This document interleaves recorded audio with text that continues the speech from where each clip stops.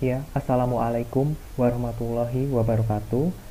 Kita lanjut ke materi berikutnya. Ini masih materi sesi ketiga pada mata kuliah pengantar statistik Universitas Terbuka tahun 2020.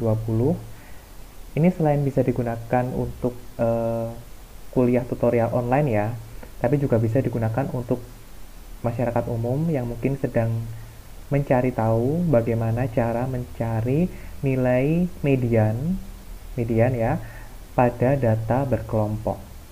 Nah, langsung saja untuk mencari nilai median pada data berkelompok seperti ini. Nah, ini datanya sama persis seperti yang saya gunakan pada penjelasan min sama modus pada video sebelumnya. Datanya seperti ini, data berkelompok, dan soal yang telah saya berikan di e-learning Universitas Terbuka yang saat ini saya minta untuk dikerjakan oleh mahasiswa Universitas Terbuka itu setipe, sama-sama data berkelompok seperti ini. Saya suruh mencari nilai modusnya. Nah, caranya seperti ini tutorialnya. Yang pertama adalah kita menentukan kelas median. Nah, kalau kemarin pada penjelasan pencarian modus kemarin itu, kita kan juga mencari kelas modus ya. Sama, ini juga kita mencari kelas median terlebih dahulu.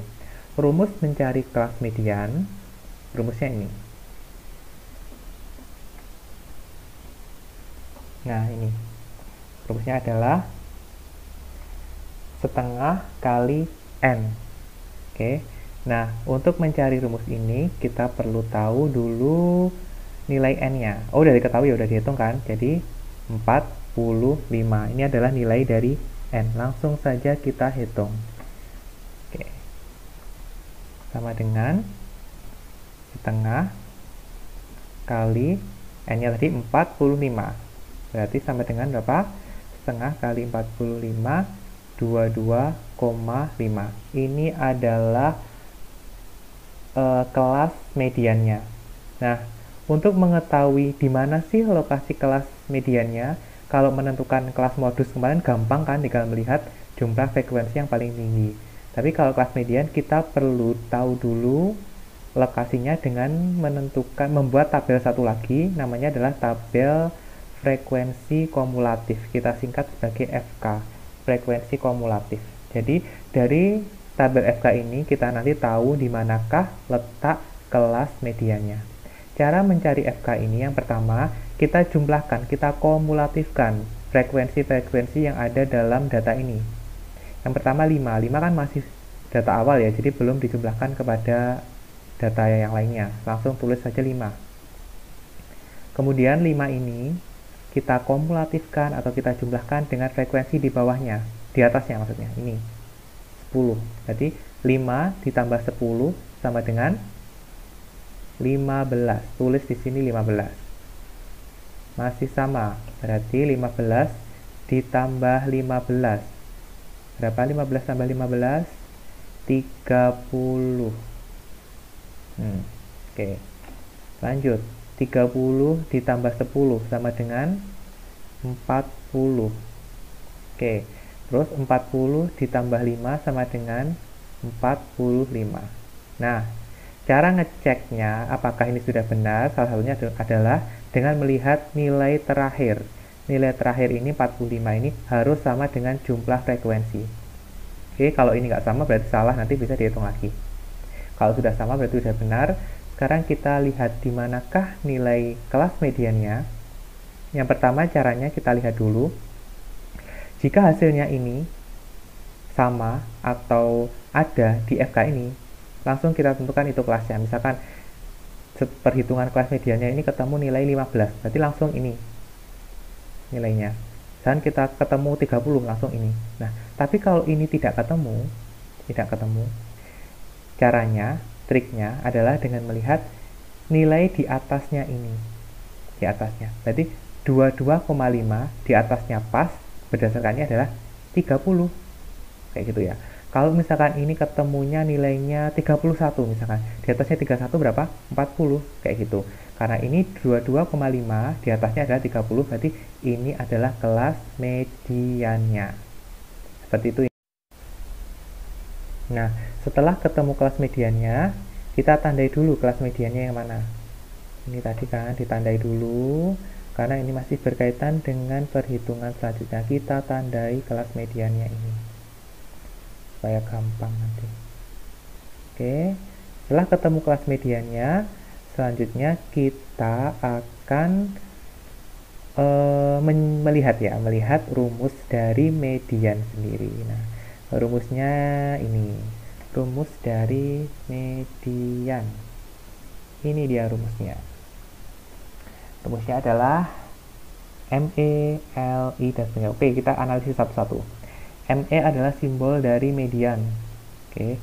Terus L adalah batas bawah kelas median. Ini kalau kemarin ngikutin video saya yang modus, pasti sudah paham. L ini sama dengan kayak kemarin penjelasannya. Jadi, batas bawah kelas median. Kelas mediannya kan ini. Batas bawahnya adalah nilainya ini yang terkecil dikurangi 0,5. Nah, kan di kelas median ini nilainya 11 sampai 15. Yang terkecil tentunya 11 kan. Jadi, 11 ini dikurangi 0,5 sama dengan berapa? 10,5. Kita langsung tulis di sini. Jadi L-nya sama dengan 10,5. Oke. Sekarang kita mencari I. I adalah panjang kelas interval. Panjang kelas interval. Caranya sama kayak kemarin. Kita lihat ini, kan kelas intervalnya antara 11 sampai 15. Kita hitung. Mulai dari 11-nya dihitung loh ya. Jadi 11, 12, 13, 14, 15. Ada berapa ini? Kan 1, 2, 3, 4, 5. Berarti I-nya adalah 5. Oke. Terus sekarang kita masukkan nilai setengah N. Setengah N ini kan udah kita ketahui ya nilainya. Ini nilainya dari ini. Jadi 22,5. 22,5. Terus dikurangi FK. FK adalah frekuensi kumulatif di bawah kelas median. Kelas mediannya kan ini. Jadi frekuensi kumulatifnya itu di bawahnya pas. Di bawahnya ini yang mana? 15. Oke. Jadi kelas mediannya ini yang sudah kita tandai, FK-nya adalah FK yang ada di bawahnya pas. Berarti 15. Kita tulis 15 di sini. Paham ya sampai sini? Terus kita kasih garis seperti ini, seperti rumusnya. Terus FM. FM ini adalah frekuensi kelas median. Kelas mediannya tadi ini, berarti kalau frekuensinya adalah frekuensi di kelas mediannya ya ini. Yang ditandai ini berarti 15. Kita tulis di sini 15. Oke, kita kasih tanda kurung tutup seperti rumusnya supaya rapi. Terus kita tulis sama dengan lagi, tinggal dijumlahkan. Ingat ya, cara menjumlahkannya, prinsip penjumlahan yang perkalian dan pembagian didahulukan, yang penjumlahan atau pengurangan diterakhirkan. Jadi, tulis lagi 10,5 ditambah 5, masih tulis lagi. Nah, ini kalau dalam kurung didahulukan ya, karena dalam kurung. 22,5 dikurangi 15 sama dengan 7,5. 7,5. Terus masih kita tulis rumusnya lagi. Seret per 15.